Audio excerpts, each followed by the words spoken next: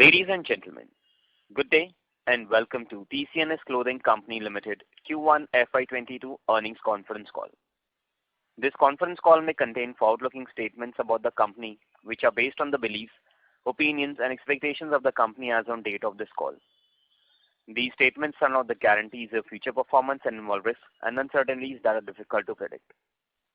As a reminder, all participant lines will be in the listen-only mode, and there will be an opportunity for you to ask questions after the presentation concludes.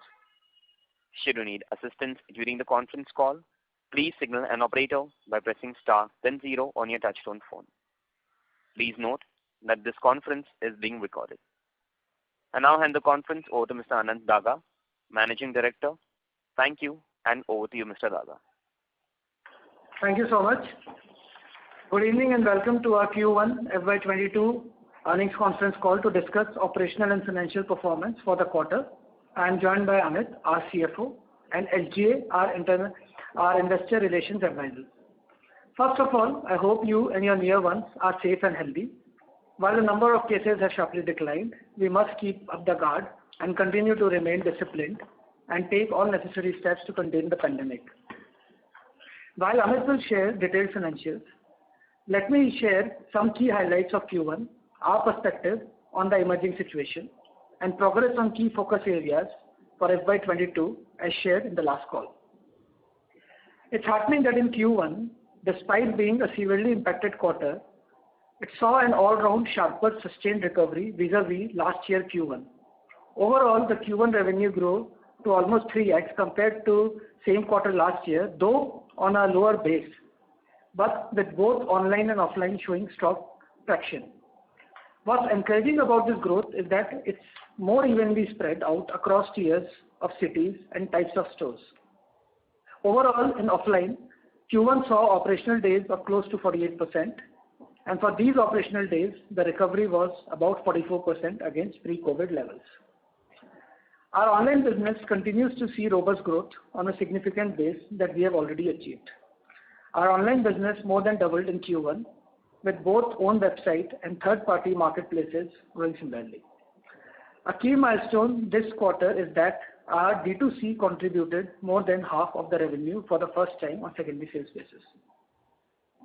As on date, most of our network is operational, and the sales traction in the last couple of weeks have been extremely encouraging, being around 2/3 of pre-COVID numbers for like-to-like operational days. Though we continue to see disruptions across multiple markets, from mall closures to time and day restrictions, the momentum from Q1 continues to build further. With reduction of cases, gradual unlocking of the country, and increase in vaccinated population, we expect a strong festive season ahead. Now coming to key focus areas for FY22, the first area for us is growth of online business. As shared above, the business continued to expand at a rapid pace while we have continued to build on avenues of future growth. One of the key objectives of the last quarter was launch of omni-channel fulfillment model from our stores. It is now fully integrated, live and stable. In addition to the endless aisle and own website omni-channel capabilities launched last year, now we are able to use EBO store inventory across multiple marketplaces including Myntra, Flipkart, Amazon. This is a key step towards a strategy of single view of inventory across all online channels. On the product side, we are now creating digital first products which will go live on our website and marketplaces in next couple of months. This should further add to the D2C business growth.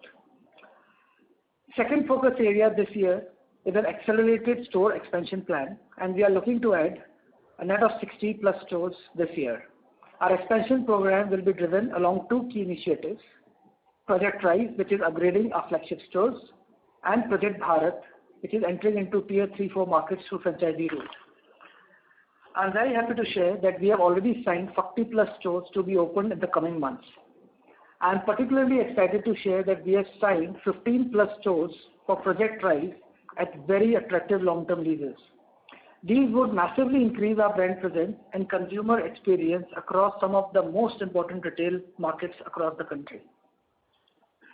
Third focus area is cash conservation and cost control.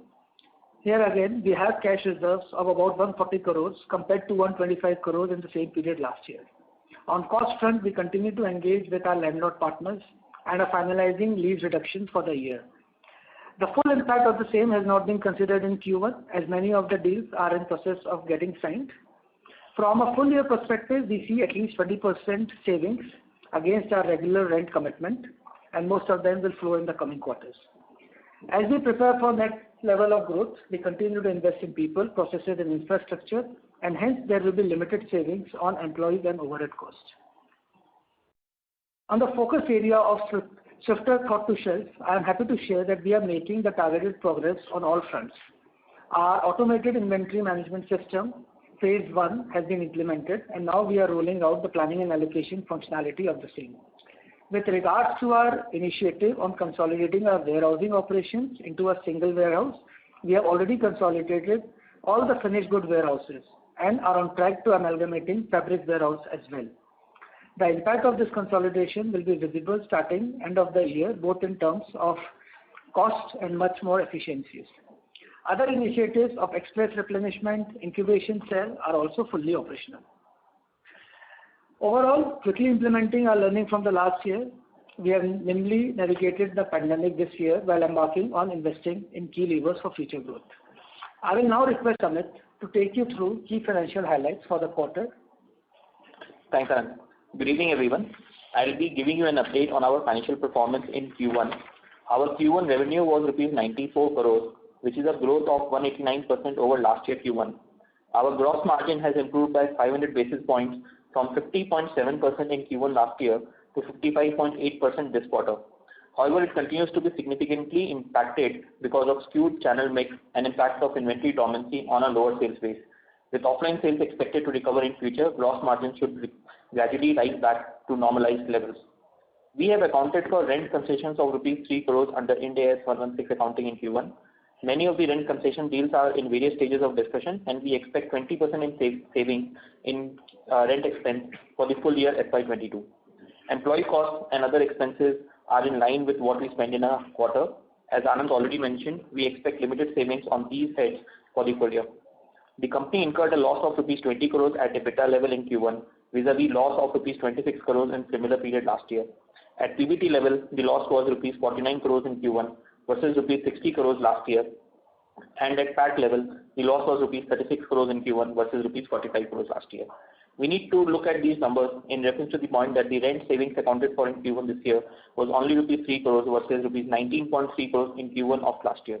As and when we conclude the rent concession deals, further rent savings would be accounted for in subsequent periods. During the quarter, we opened 7 new stores while we shut down 9 stores. We continue to remain focused and committed to the accelerated store expansion plan, and for the full year FY22, we expect to open 60 plus new stores on a net basis. Our cash reserves as on date is rupees 140 crores. This is in addition to the unutilized bank limits. Thank you. We are now open to questions. Since we are the only listed entity in our segment, we might not be able to share granular details that could be competitive information, but request your understanding of the same. Thank you very much. We'll now begin the question and answer session. Anyone who wishes to ask a question may press star and 1 on your touchtone telephone. If you wish to remove yourself from the question queue, you may press star and 2. Participants are requested to use handsets while asking a question.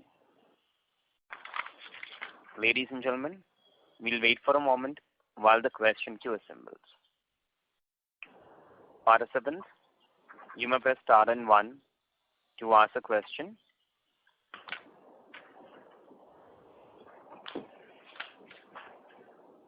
Ladies and gentlemen, you may press star and 1 to ask a question. The first question is from the line of Manish Poddar from Nippon India. Please go ahead. So I have just 2 questions. First is, let's say, if you could probably, help me understand how is now the demand environment looking around, given that, let's say, the discount season has started. So just wanted to get some, let's say, if you could give some qualitative thing, that'll be helpful. Sure. So Manish, as I just mentioned, we started end of season sales slightly late this year compared to FY20 and 21. So it started only in third week of July, and in the last 3 weeks, what we are seeing in the operational stores, a recovery close to 70% against pre-COVID levels. Now, this is a kind of recovery last year we saw somewhere around October, so the response is extremely encouraging. And if I have to give you some qualitative inputs on that, we have seen very interesting trends. One, after a long time, consumer is moving away strictly from a need-based shopping, and there's a lot of impulse shopping which is happening. Second, we have never seen such high proportion of full price sales in an end of season sale, which we have seen in the last 3 weeks. So, and third is, a very, very even kind of recovery. So the malls recovery is also very encouraging, which was missing last time. So these are some of the top things that we are seeing right now. And, with constant vaccination and opening up, if God forbid, if there's no other major wave or something, I think this is a precursor to a strong festive. This is what we feel. And this 70% is, let's say, like to like for those 3 weeks of discount which you would have in FY20. Is that how it is? That's right. Or this is for July versus July? No. This is July. So this is, last 3 weeks of this year versus last 3 weeks. So probably third week July onwards, fourth week July onwards. No. So I'm just trying to understand. You have given your end of season, like you mentioned, end of season sale was earlier this year. So are you comparing the same end of season sale this year versus FY20? Or you're comparing just July versus July 20? Oh, we said end of season sale started late this year, not early. And we started it, say, somewhere around 19th of July. So I'm giving you a number of 19th of July till, say, about yesterday versus the same period in FY20. Okay. And one last one from my side. So I believe in a lot of the mall operators, when they had given you the concession holidays, they had a clawback clause saying that, in FY22 and 23, they will claw back some amount of rent in terms of, let's say, revenue share. So just wanted to understand when they had this clause, did they kept the hurdle as 100 rupees sale itself, or did they get the hurdle to, let's say, 80 rupees sales? If 100 is the normalized run rate. No, Manish, to see right now all kind of deals are being negotiated. And I don't want to speak out of turn out here, but a lot of the clauses which malls have given are also not acceptable, and hence we have not signed many of the deals yet. So all kind of models from revenue share to clawback to long-term sales related graded sales slabs based rentals, all of that is negotiated depending upon the location and the business that brands and malls are doing. That's all. Would it be right understanding, let's say, if you had, let's say, rent concession holiday in FY21, some amount of that, I'm not sure if that gets covered by operating leverage, but some amount of that will get, will increase because of all this, like let's say key properties would increase on a YOY basis. Is that a fair understanding? No. It's not so prevalent. It's not that prevalent. Okay. Yeah. Thank you. Thank you. The next question is from the line of Nihal Jham from Edelweiss. Please go ahead. Yes, thank you so much. Good evening, Anant and Amit. 3 questions from my side. First is on the e-com side is definitely an impressive performance that we've seen a growth even over last year. But only thing is that, say, if I look at some of the other players that I have some numbers available, they have still managed to achieve what they did in, say, a pre-COVID era or maybe close to the run rate that they were doing even till the fourth quarter of last year, that is, say, till 3 months back. So I just wanted to understand that was it that it is the restrictions that maybe were there or some certain fulfillment issues because of which the channel was not able to reach potential, or anything else you may want to highlight? No, so I really couldn't understand the question fully, because I think even on year-on-year basis and all, we have been growing at a very good rate. And my understanding online, we are performing as our performance has been better, barring couple of weeks in July when we didn't go on aggressive discounting. So I don't know what number exactly you are comparing here. Sorry, if you could help me with that.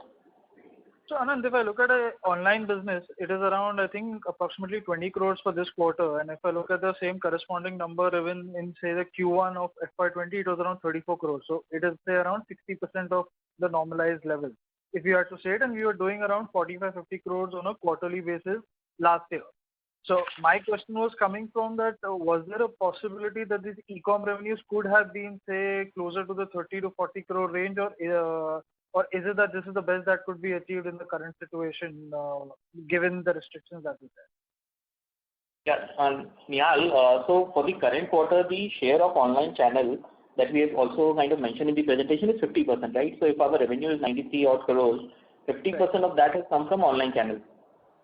Okay, I'm sorry, then maybe there must be some, I'll just check that again. We have grown well, and this is the fact that for a few days there were ban on all non-essential items. So I think despite that, we have been able to grow meaningfully well. Okay, sure. I'll just check that number. Maybe it must have been wrong from my side. What I wanted to also check on was that when we speak of the Omni initiative that we are making an effort toward, ideally, Anand, how is it that will end up, helping drive sales further, especially in terms of the fact you mentioned that now you'll be able to, say, deliver even via your stores, or you've got that also in panel. So just a sense on that. So what happens is, Nihal, see, a lot of time consumers see a lot of products online, but especially in the fresh sales, a lot of the portals don't carry the entire inventory because their model is still slightly more old season merchandise. So what it does is, it doesn't expose the catalog only to the consumers. Now suppose if someone looks at a Amazon site or a Myntra site and they like a product, even if they don't have a stock, my store can ship it. So we don't lose on those sales at all. That's one. Second, what also we have seen is, as the time to delivery reduces, your returns rate also come down. So wherever we have a localized inventory and we can, reduce our time to delivery, that also will have the metrics in terms of sales. So that's the second thing.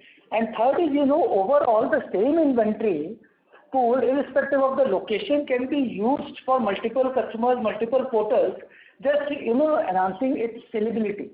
So all these really helps in when you have a strong Omni rollout. That's helpful. Just one last question from my side, Anant, is that currently of the 60 stores that we are planning to add, what is the proportion you think will be franchise based? And if I understand right, out of the total store count of 550, approximately 30-35% will be franchise. Is that a right number? Yes, ma'am. Yes. So see, I'll give you a ballpark number, but all this can change depending upon which final locations we are able to open. The idea right now is to have about 35-40%, 35 to 45% of franchise stores and balance own stores. Okay, that's helpful. And I'll just correct myself. I had read the number on the online side wrong, so take that question back. Thanks. No. Sure, yeah. Thank you. Participants, you may press star and 1 to ask a question.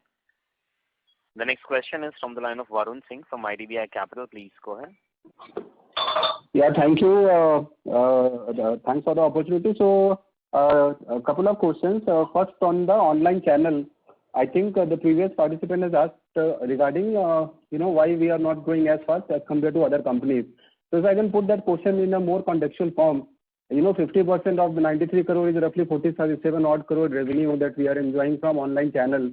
And we reached the peak of the revenue from online close to 55 crore, and which is only in Q2 and Q3 of the last financial year, which is Q2 21 and Q3 20 FY21. So I mean, from 55 crore during current quarter only 47 crore, so it's a lower number. So I mean, if you can help us understand that during the lockdown period, wherein really customers should be shopping more, and even if I look at your Q1 FY20 number, so that is also close to 40 crore. So reducing the seasonality, the quarter on quarter.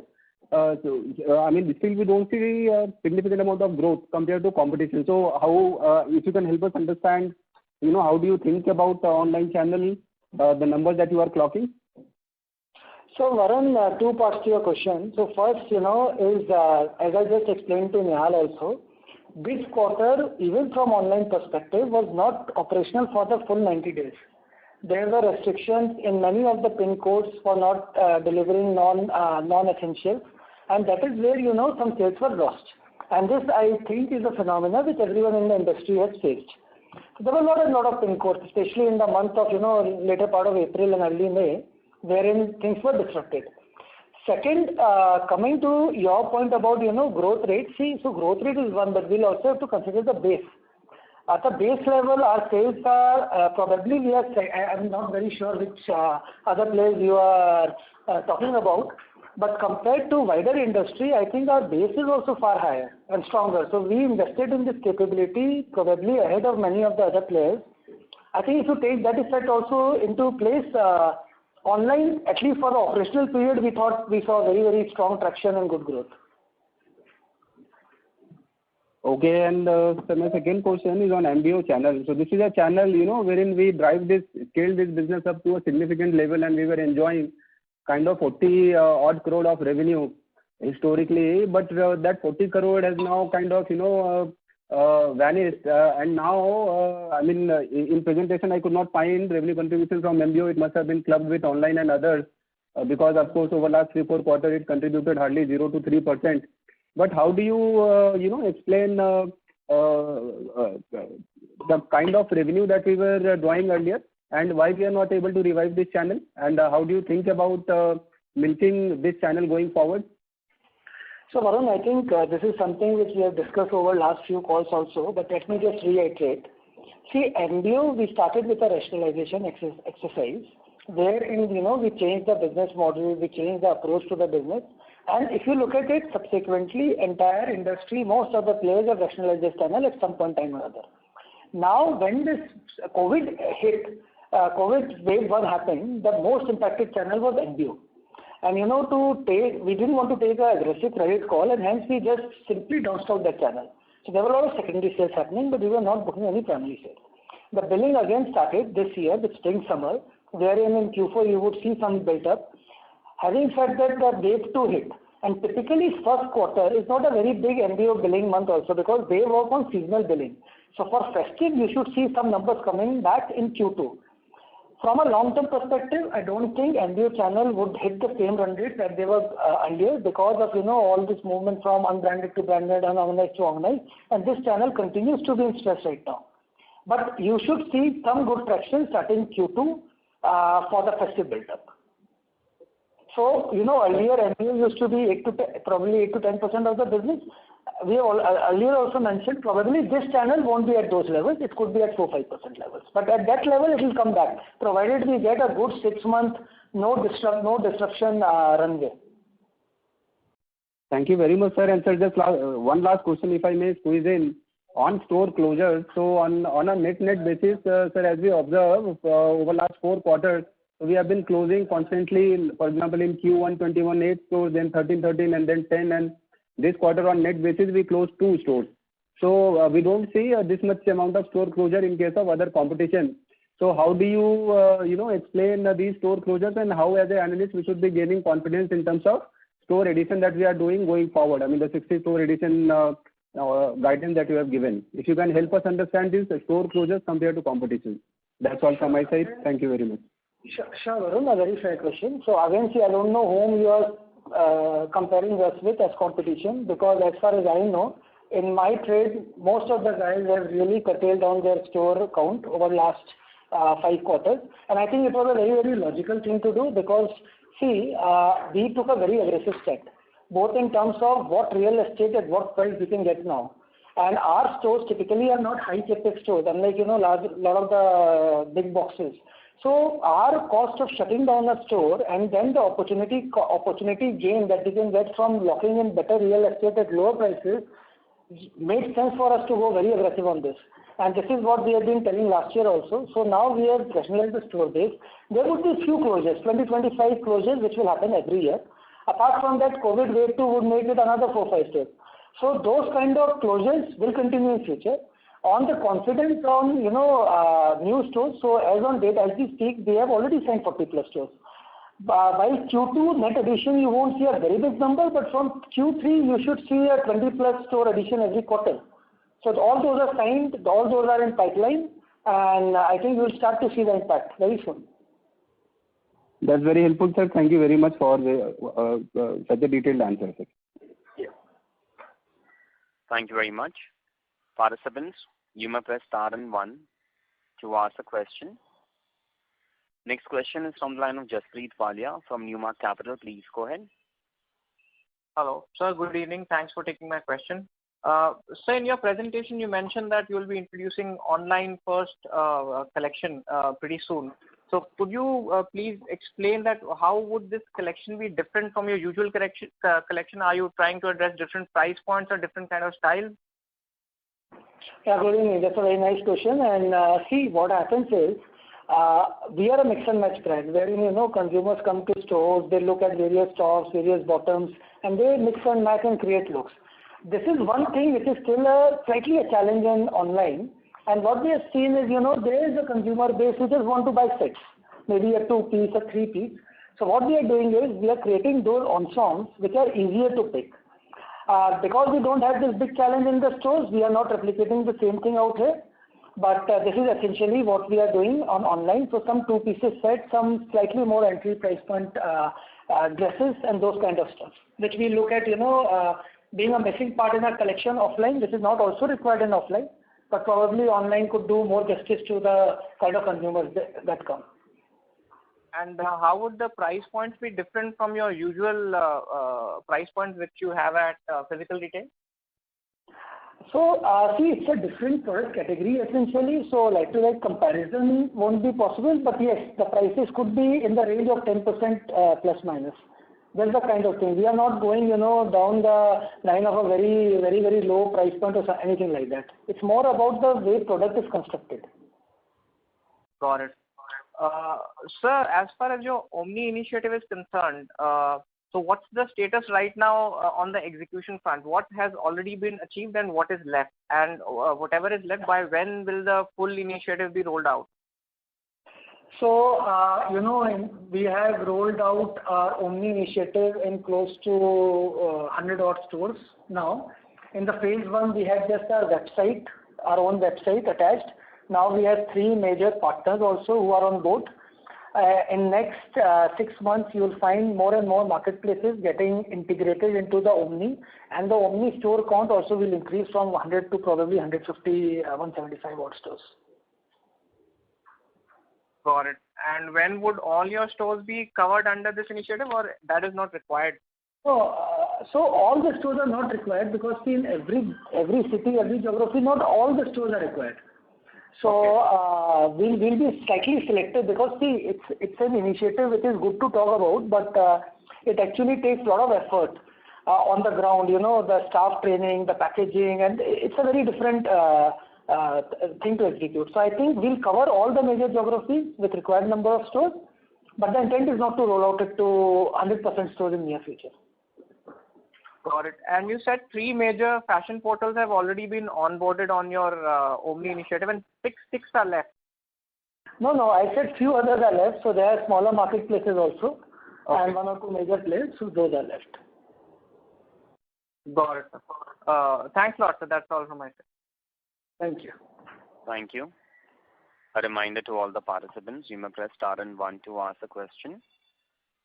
Next question is from the line of Devanshu Bansal from Emkay Global. Please go ahead. Yeah, hi Anant. Thanks for the opportunity. I have 2 questions. So assuming COVID impact to be restricted to FY22 only, by when do we expect returning to our per store revenue run rate? Per store revenue run rate? Yeah, that is, which is I think the way sales are building up, if there's no major disruption, this year itself you should see that coming back because, it's been much better than last year. And I believe post-festive, if the momentum continues, then probably we are looking at, even if not pre-COVID, very near pre-COVID this year itself.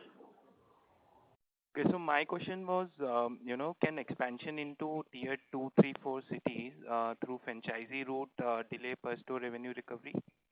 Oh, no, sorry. Okay, so that's your question. See, if you look at it, it's a 2-pronged strategy, right? One, we are getting into tier 2, tier 3, tier 2 markets are very good. Tier 3, 3 or 4, where the revenues could be slightly lower per store. But at the same time, we are having, our target is to have at least 30 plus Project Rise stores, which are all the biggest markets. So for example, the leading mall in Mumbai or the leading high street in Delhi, where we have all increased our store sizes by 2 times. So I think that will more than compensate for, lower revenue stores in tier 3, 4 markets. If at all, I think at least for this year it should increase once all these stores are rolled out. Sure.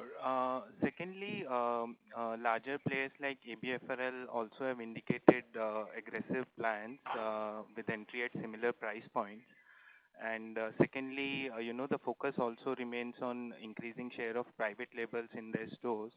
So I wanted to pick your thoughts on how are we guarding ourselves from these threats? See, out here, as we always say, ethnic is one of the most attractive spaces right now, and the momentum that we expect to see post this phase would excite, all major players. So we are not very surprised that, many other players would also want to enter the segment. Private labels, again, for as many years I've been in this trade, they have always been focusing on private label, but see, brands play a role and private labels play a role. And this is what I've always said, unless you have a strategy of 100% private business, typically you will have the strongest brands. And that's where, as a brand, irrespective of whoever is coming into the fray or, adding to it, you have to ensure that your brand pull, your differentiated product bouquet, and your return metrics on the shop floor all works in your favor. So I think we'll be investing, as we speak, we are investing in all these things, in brand building, in strengthening the product portfolio, in the ways we are reaching our consumers, our back-end efficiencies. So I think this is where the brands compete, and that is what we'll continue to do. Sure. Thanks. I have more questions. I'll come back in the queue. Thank you. Sure. Thank you. A reminder to all the participants, you may press star and 1 to ask a question. The next question is from the line of Varun Singh from IDBI Capital. Please go ahead.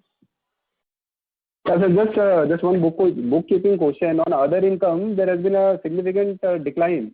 So currently it's only 3 crore as compared to, the run rate of 17-18 crore that it was reflected in the books, over last 2-3 quarters. So if you can give us some, comment on why it has declined so significantly, and what kind of number we should expect going forward, given the, we have more cash balances. So I was quite confused in terms of, if we have so much of liquid fund, then why other income has declined by so much? If you can help us with that. Hi, Varun, this is Amit. So I'll draw your attention to the note number 5, where we have mentioned that last year for this quarter, we recorded rental concessions under other income. So that was to the tune of 12 odd crores. So first, whatever rental concessions we got, we adjusted it against the rental expenses for that quarter, and any remainder we had disclosed under other income. So if you remove that 12 crores from the last year's number, so it was about 4 odd crores, against which this quarter we have recognized 3 crores in other income. So it is fairly comparable if you account for the rental concession. Okay, understood. Yeah, thank you very, very much. Thank you.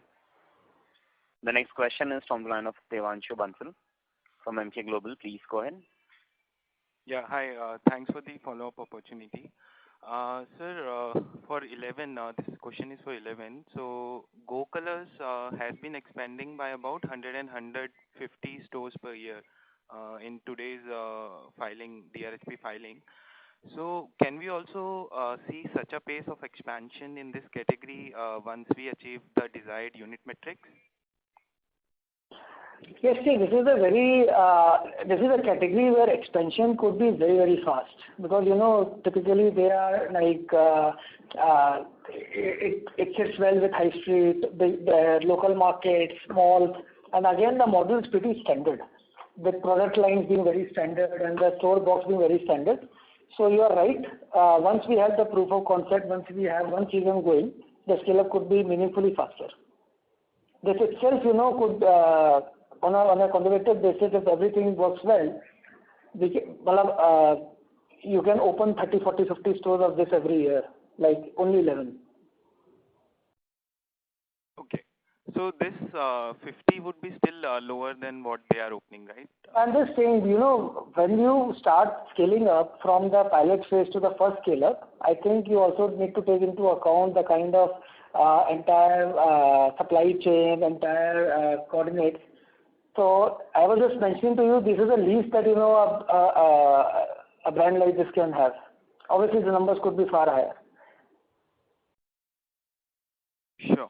And do the store closures that we have been doing, do they have a bias towards any of company-owned or franchisee-owned models, or it is secular across both?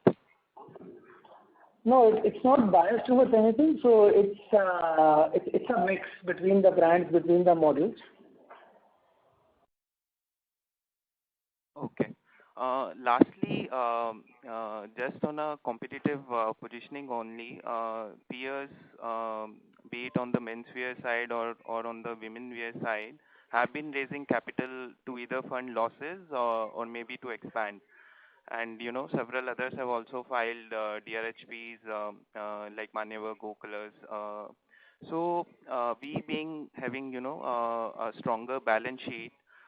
So how do you see these competitive moves, or we also there might arise a need, as in we may also go for a capital raise to expand aggressively going ahead?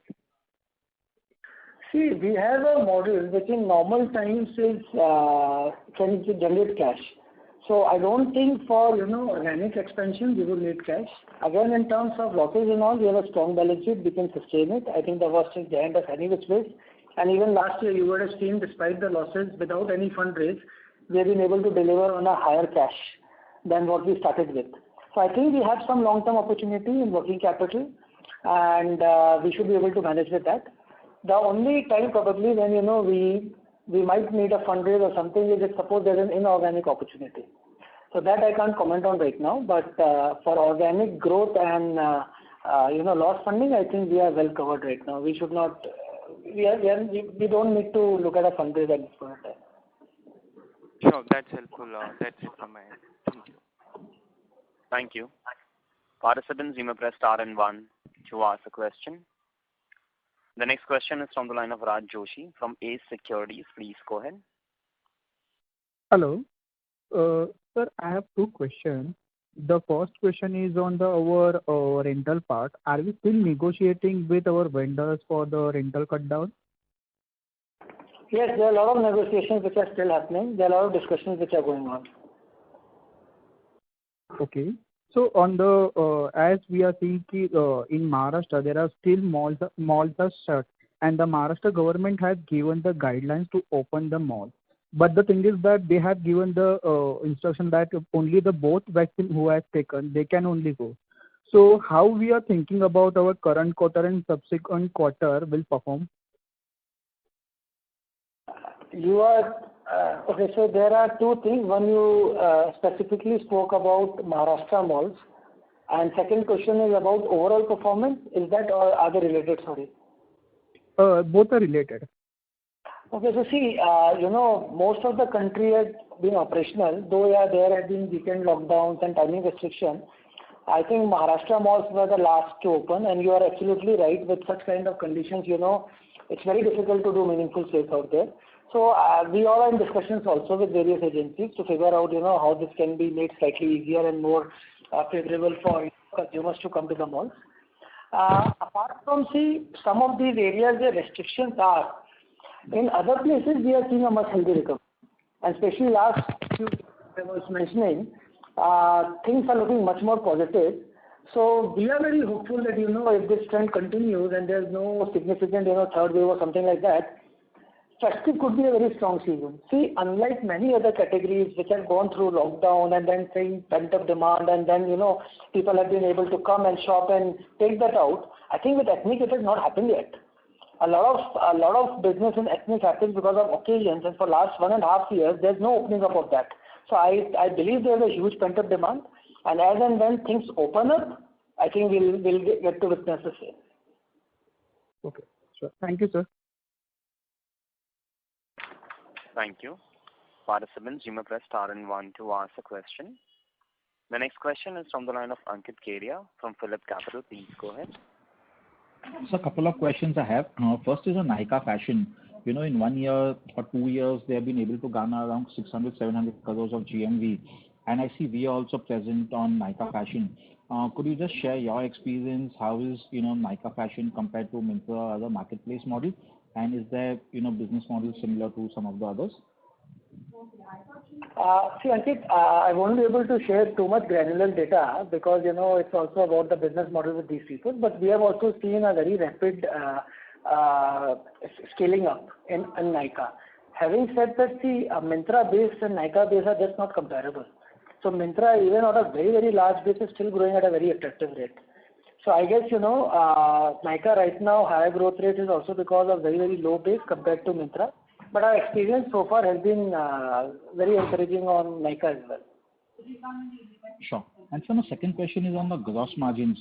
While this quarter gross margins have been the second best in last 4-5 quarters, do you think with the online share increasing, it is incrementally getting tough for us to go back to the old margins? While I know in the past con calls you have always said that you should look at EBITDA margins on online and not at gross margins because they would be lower.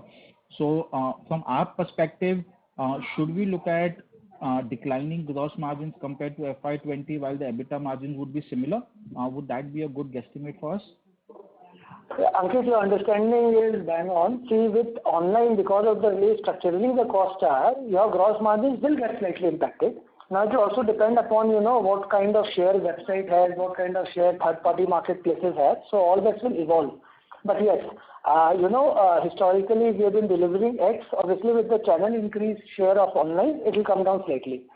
And again, at the levels, I think all these get equated. So probably that would be the best metrics, if you ask me. Taking into consideration all the below the line items, cost items. So that should be a more fair comparison. Sure. And so are you seeing any change in the delivery cost for online with Omni coming in now from more and more stores coming in? So are you seeing the unit economics for online improving steadily over the last 1-2 years, or it pretty much remains the same? No. We are seeing an improvement. So if you look at our own website also, I think all these parameters are improving. Because as I just mentioned, with Omni, the returns rate also dropped. And the moment return rates drop, even at the same cost per delivery, your delivery cost comes down. We are also seeing higher number of repeat customers coming and much more repeat purchases happening, which gives us better, ROI on our marketing inputs. So we are definitely seeing an improvement in the profitability on the online channel side also. Sure. That's helpful, sir. Thank you so much. Thanks, Ankit. Thank you. Participants, you may press star and 1 to ask a question. The next question is from the line of Shivaji Mehta, an individual investor. Please go ahead. Thank you for this opportunity. Sir, with competition heating up and a lot of listed players now announcing entry into the ethnic wear space, and also some of the private equity-backed unlisted players announcing plans to list in the next 1 to 2 years, do you feel that margins could be under pressure going ahead? See, the thing is, if you ask me, the one impact of this is discounting. You know how it manifests in discounting. If you ask me, the peak we have seen was last year. This year onwards, there is some more, rationalization in that. Having said that, see, I don't think too many players are coming in the same area where we are. Competition is definitely, heating up much more in the online value segment, which is where we don't play actually. So there probably, it's much more sharper. The ranges where we play is about, having a differentiated product at a slightly, massive and premium pricing. Out there is still very limited. And I guess, whichever player comes in, given our supply chain strength, given our product cost to MRP matrices, I don't think we are in a very, we would be in an advantageous position to my mind, because, scale and all also will help. So while I see, there could be some players coming and discounting and all getting more serious, but I think it will be restricted to some part of the business. That's our feeling right now. Makes sense. Sir, and final question from my side is basically on the yarn and the cotton prices, which have been on a rise. So, what could be the impact of this, in terms of the price hike that we may need to take going ahead if they stay at these levels? Yeah, that's a question that we grapple every day with. And see, so far, because we do a lot of job work of our fabrics, and then we've been able to do some, reverse engineering on our products, we have been able to mitigate the risks to a large extent for monsoon festive season. Next spring summer 22 we are yet to place orders. I think because as a brand we use multiple fabrics and it's not that the yarn prices have increased across, we are still able to substitute a lot of fabrics with slightly more reasonable fabrics. Some parts would be impacted. For that probably in those specific product categories we might have to take a slight price increase. So that we'll see when we are placing orders for spring summer. Okay, thanks a lot, sir, and all the best. Thank you. Thank you. A reminder to all the participants, you may press star and 1 to ask the question.